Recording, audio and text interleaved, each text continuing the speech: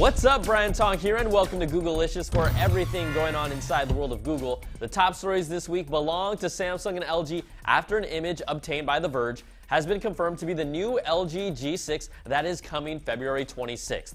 It features a large 5.7-inch screen with a unique 2:1 aspect ratio and takes up 90% of the front versus space for the bezel.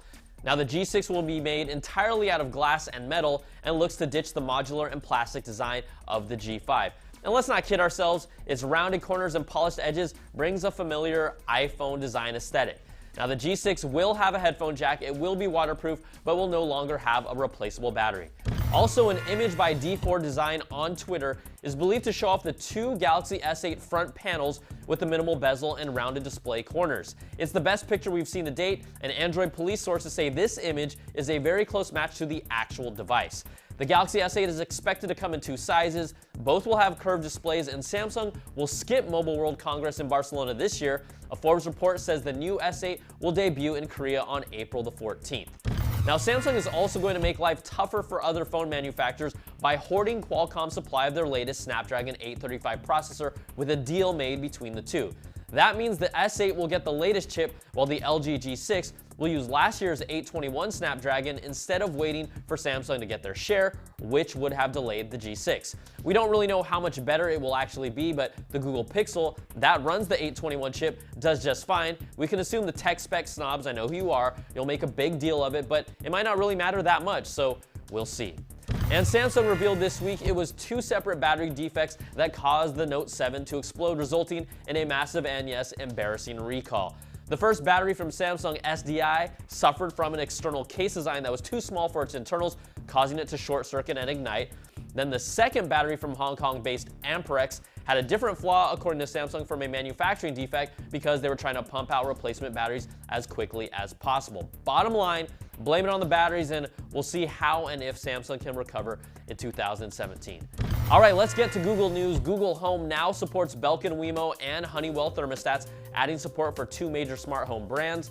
The Google Pixel will also be getting more support for home control in the near future. Right now, the Assistant on Home has received more updates for things like Netflix, Google Photos, and more, so adding home control for the Pixel Assistant will help close that gap.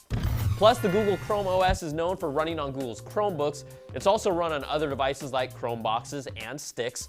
A Verge report says Google will now be allowing OEMs to build a wider variety of form factors on the Chrome OS, including convertibles, detachables, and tablets. Even if it's a declining market, this new approach to Chrome OS tablets could give them something that functions more like a Surface Pro, but has more features than current iPads.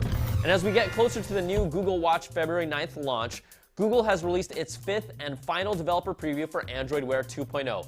It now brings iOS support and talks to third-party apps on iPhones, along with bug fixes. Developers can now also start uploading their final Wear 2.0 apps to the Play Store. And if you love space, Google has announced that 5 teams of the 30+ that applied have qualified for its Lunar XPrize competition to land a privately funded robot on the moon.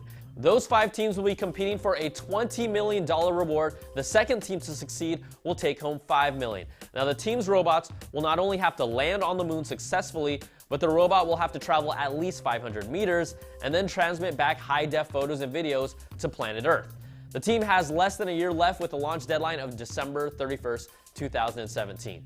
All right, that's going to do it for this week. You can email me at googleicious@cnet.com or tweet me at Brian Tong. Thanks so much for watching, and we'll catch you next time for some more of that Googleicious. Googleicious.